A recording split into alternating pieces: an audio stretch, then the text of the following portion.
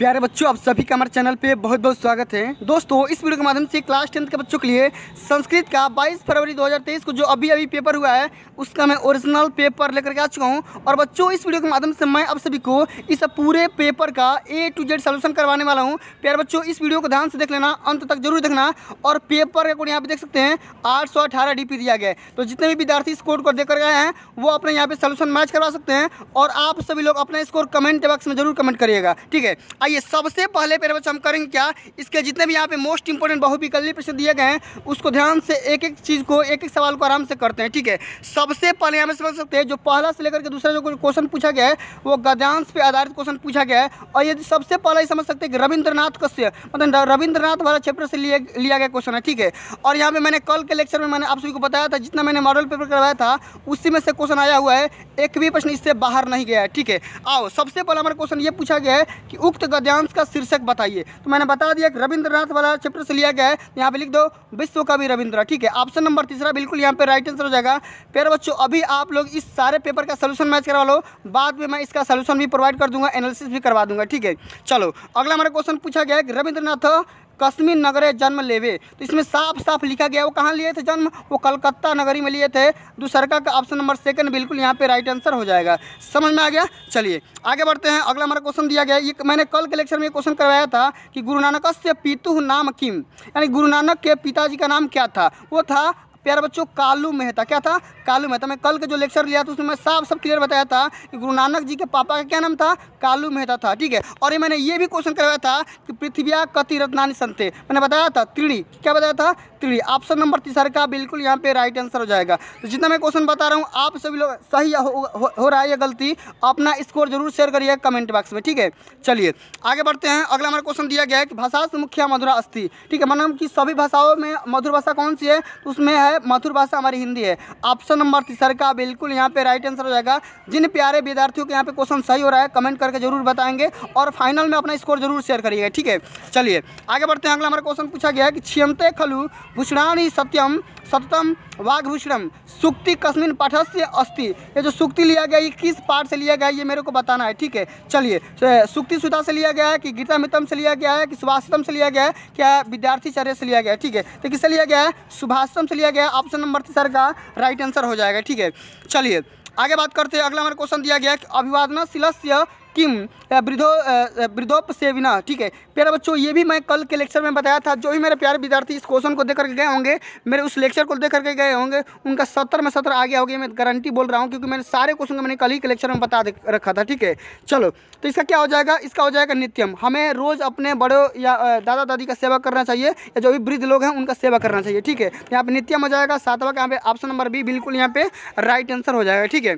चलिए आगे बात करते हैं। अगला हमारा क्वेश्चन दिया गया कि गांधी कुत्र जन्म लेवे। गांधी ने जन्म कहाँ लिया था? गांधी जी का जन्म कहाँ हुआ था? वो हुआ था पोरबंदर नामक ग्राम में हुआ था। कहाँ पे? पोरबंदर नामक एक नगर में हुआ था। आठवां का ऑप्शन नंबर बिल्कुल यहाँ पे राइट आंसर हो जाएगा। इसमें कोई संशय की बात नहीं है, ठीक है। चलिए आगे बात करते हैं। अगला हम क्वेश्चन देखते हैं प्यारे बच्चों। अगला हमारा क्वेश्चन पूछा गया है कि जिमुतवाहन कस्य पुत्र आसीत। जिमुतवाहन भाई किसका पुत्र था? तो वे किसका पुत्र था? वो था श्वेत केतु का। किसका था भैया? वो श्वेत केतु का था। ऑप्शन नंबर पहला बिल्कुल यहाँ पे राइट आंसर हो जाएगा। आगे बात करते हैं। अगला क्वेश्चन दिया गया है अफ्ताब कस्य पाठस्य पात्र अस्ति, ठीक है। अफ्ताब किसका कौन सा पाठ पढ़ के गया था भैया? वो गया था ये वाला, कौन? कारोकी जमुतवाहन वाला। ऑप्शन नंबर बिल्कुल यहाँ पे भी सही हो जाएगा, ठीक है। आगे बात करते हैं। अगला हमारा क्वेश्चन पूछा गया क। अब यहाँ पे ग्रामर का क्वेश्चन आ गया, व्याकरण का। आराम से क्वेश्चन को देखो, मिला लो अपना, और अंत में फाइनल में अपना स्कोर जरूर शेयर करिएगा कि आप मेरे चैनल से पढ़ कर कितना स्कोर कर सकते हैं, ठीक है। ये मैं अंदाजा लग रहा हूँ क्योंकि मेरा इस बार का मोटो है 95% स्कोर कराना हर एक सब्जेक्ट में, ठीक है। समझ में आ गया। चलिए, इसमें यह पूछा गया है कि क का जो उच्चारण स्थान है वो कहाँ है? तो क का यहाँ पे उच्चारण स्थान हो जाएगा कंठ। ऑप्शन नंबर पहला बिल्कुल यहाँ पे राइट आंसर हो जाएगा, कोई संशय की बात नहीं है, ठीक है। ऑप्शन नंबर पहला बिल्कुल यहाँ पे करेक्ट आंसर होगा। आगे बात करते हैं। अगला हमारा क्वेश्चन दिया गया कि महेश्वर सूत्राणी संख्या। यहाँ पे देखो महेश्वर सूत्र कितने होते हैं? तो प्यारे बच्चों, महेश्वर सूत्र होते हैं 14 होते हैं, लेकिन यहाँ पे ऑप्शन में गलती लिखा गया है, ठीक है। मैं कल के लेक्चर में बताया था महेश्वर सूत्र कितने होते हैं? 14 होते हैं, लेकिन यहाँ पे देखो संस्कृत में लिखा गया चतुर्दश, ठीक है। लेकिन यहाँ पे गणित में यहाँ पे लिख दिया कितना? 17 लिख दिया है। तो आपको यहाँ पे ऑप्शन नंबर तीसरा का टिक करना था, ठीक है। इसमें कोई मतलब स्प्रिंट वाला क्वेश्चन नहीं है, ठीक है।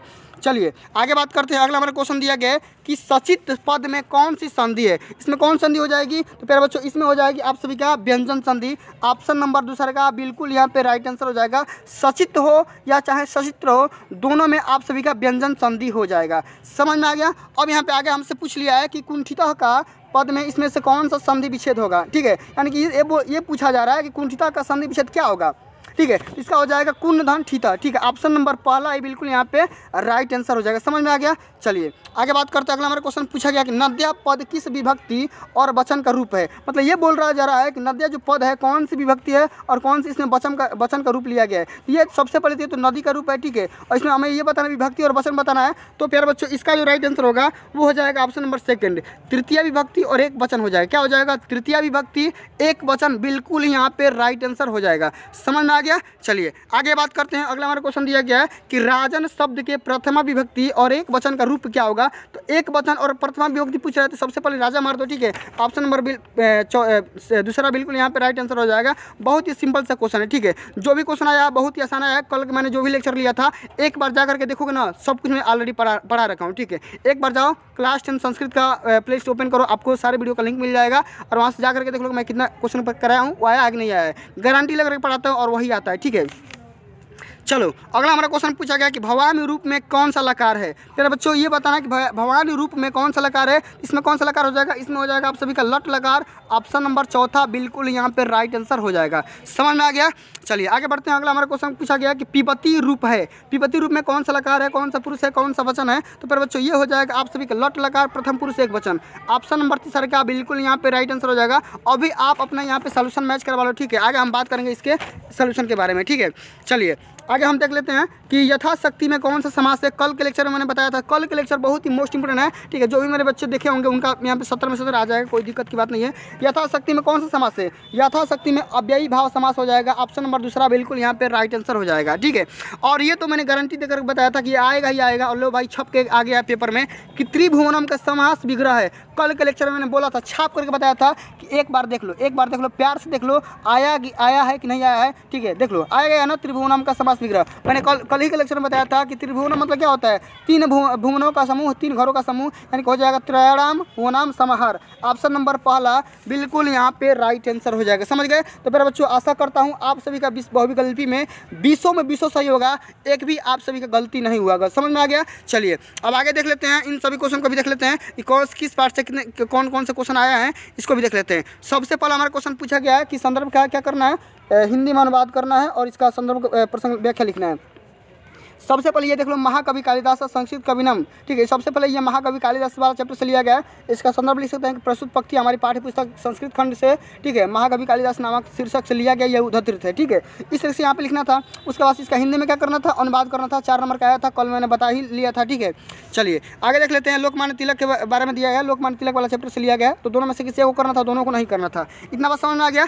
अब ये देखो, ये मैंने कल के लेक्चर में बताया था भैया, आप लोग इसका सारांश याद कर लेना। एक तो मैंने बताया था मदन मोहन मालवीय का, आदि शंकराचार्य का, कवि कुल गुरु का, ठीक है, रविंद्रनाथ वाला का बताया था मैंने। 4-5 मैंने बताया था आप सभी लोगों को कि इसमें से याद कर लो, फिक्स ही आएगा। ऐसा नहीं है मैथ का नहीं है कि मतलब कि सवाल में चेंज हो जाएगा, चाहिए ये फिक्स आता है। ठीक है, संस्कृत वाला चैप्टर जो आता है, जो टॉपिक आता है वो फिक्स आता है। समझ में आ गया? चलिए ये वाला मैंने बताया था श्लोक वाला, श्लोक 2 आएगा और दोनों में से किसी को करना है। ठीक है, आशा करता हूँ कर लिए हो, कोई दिक्कत की बात नहीं है। चलो अब जो बताने वाली बात है वो थोड़ा सा बता दे रहा हूँ। ये देखो, इसमें क्या करना था भाई? हिंदी में क्या करना था? श्लोक का अर्थ लिखना था। सबसे पहले क्या करना था? संदर्भ लिखना था, फिर प्रसंग लिखना था और हिंदी में इसका क्या करना था? अर्थ लिखना था। ठीक है, ये भाषा मुख्य मधुरा दिव्या गिरिवाड़ भारती वाला है चैप्टर से, उसी से लिया गया है। समझ में आ गया? चलिए अब ये तो चरित्र चित्रण करना था जीमूत वाहन का, ठीक है, या आप सभी का यौतुक वाला का, या वयम भारतीय का, तीनों में से किसी एक का करना था। 4 नंबर का ये क्वेश्चन था। आशा करता हूँ आप सभी लोग का पेपर बहुत ही बढ़िया तरीके से गया होगा। ठीक है, अब आगे हम बात कर लेते हैं। इसमें यह पूछा गया कि किसी एक प्रश्न का संस्कृत में उत्तर दीजिए। महात्मा गांधी कुत्र जन्म लेवे? तो महात्मा गांधी पोरबंदर नगरे जन्म लेवे, यानी कि महात्मा गांधी का जन्म कहाँ हुआ था? मतलब कि पोरबंदर नामक ग्राम में हुआ था। ठीक है, इसी तरह से ये और ये कर लो। ठीक है, बहुत ही सिंपल से क्वेश्चन पूछा गया है। अब हमें क्या करना है? विभक्ति और वचन बताना है कि ग्रंथों में कौन सा विभक्ति होगा, कौन सा कारक होगा, इसके बारे में, या नेत्रण में या स्थलयाम में, इसमें बताना है। ठीक है, आगे हम देख लेते हैं कि इसमें पद का प्रत्यय बताना है कि गत्वा, पादुम या पठनी, ये क्या करना था? एक प्रत्यय बताना था, इसके बारे में लिखना था। आशा करता हूँ आप सभी का पेपर बहुत ही बढ़िया तरीके से गया होगा। आगे देख लेते हैं, एक वाच्य परिवर्तन करना है। ये हर साल बोर्ड के पेपर में आता है। ठीक है, वाच्य परिवर्तन इस बार भी आया है, देख लेते हैं। बालका चंद्र पश्यन्ति या त्वया अहम अदृश्य या रामः वेदम पठतु। ठीक है, तो ये बहुत ही सिंपल सा क्वेश्चन है। और आगे देख लेते हैं, संस्कृत का अनुवाद भी दिया गया है। इस समय तुम कहाँ जा रहे हो, मैंने कई बार बताया हूँ भैया कि आप लोग इसको कर लो। ठीक है, और मैंने बताया था निबंध लिखने के लिए, निबंध में जो भी मैंने बताया था सेम से वही वाला है। परोपकार के बारे में बताया था भैया, परोपकार वाला रट के चले जाओ, आ जाएगा पक्का, आज आगे आ जाएगा, आ ही गया है। सदाचार वाला, अहिंसा परमो धर्म वाला, संस्कृत भाषा महत्व वाला, ये विद्या वाला। ठीक है, तो बहुत सारा मैंने बताया था, जो बताया था वही आया है, एक भी बाहर नहीं आया है। ठीक है, तो मेरे बच्चों आज के लिए बस इतना ही। अगर आप लोग सामाजिक और संस्कृत, तो संस्कृत तो आपका हो गया, विज्ञान और सामाजिक विज्ञान की तैयारी करना चाहते हैं तो आप हमारे चैनल ऑनलाइन स्टडी सीरीज को सब्सक्राइब करना। मिलते हैं अगली वीडियो में, तब तक के लिए जय हिंद, जय भारत, वंदे मातरम। एक बात और प्यारे बच्चों, अगर आपका कोड दूसरा है ना तो आप अपना कोड मेरे व्हाट्सएप पे भेज सकते हैं। व्हाट्सएप का जो नंबर है मेरे कम्युनिटी टैब में लिखा गया है, आप वहाँ से जाकर के मैच कर नंबर भेज सकते हैं। ठीक है, चलिए।